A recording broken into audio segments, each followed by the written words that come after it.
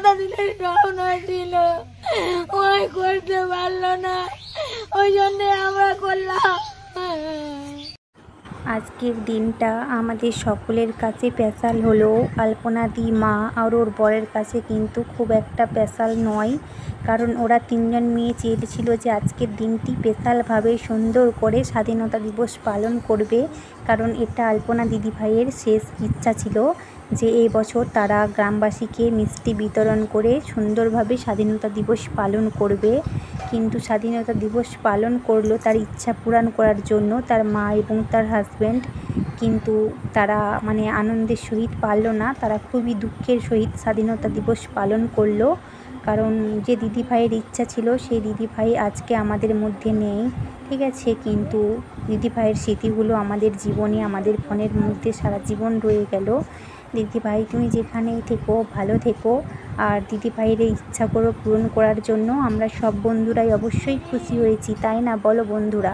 দিদিভাইয়ের ইচ্ছাগুলো একটু একটু করে পূরণ করেছে, আমরা সবাই খুব খুশি হয়েছি, এখানে কেউ আমরা কিছু খারাপ ভাবছি না, ঠিক আছে। বলে ভিডিওটি দেখে নাও মাসিমার দাদাভাই কিভাবে পালন করলো আর কি বলতে চাইছিল সেটা তোমরা এরপরে দেখে নাও। ভিডিও দিয়ে দিচ্ছি। আমার মেয়ে মারা গেছে, আমার মেয়ের স্বপ্ন ছিল এইবার স্বাধীনতা দিবস পতাকা উঠাবে, সবাক মিষ্টি দিবে, সবাই আসবে, কত আনন্দ করবে।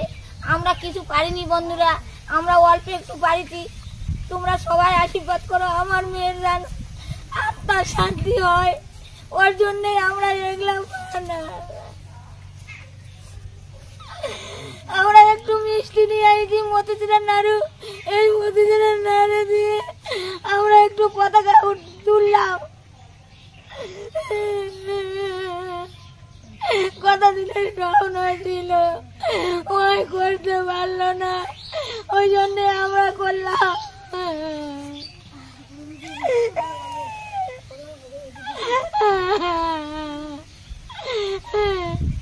এটা আমার জামাই, এটা আমার বড় যা আমাদের বাড়িতে আসছে, ওই জন্য সবাই মিলে আনন্দ করে করলাম। তোমরা সবাই আশীর্বাদ করো আমার মেয়ের যেন আত্মা শান্তি হয়। মাসিমা তুমি এইভাবে কান্না করো না, আমরা প্রত্যেকটা বন্ধুরাই ভীষণ ভীষণ খুশি হয়েছি আজকের এই দিনটা এরকমভাবে পালন করার জন্য, তোমরা নতুনভাবে ভিডিওতে আসার জন্য।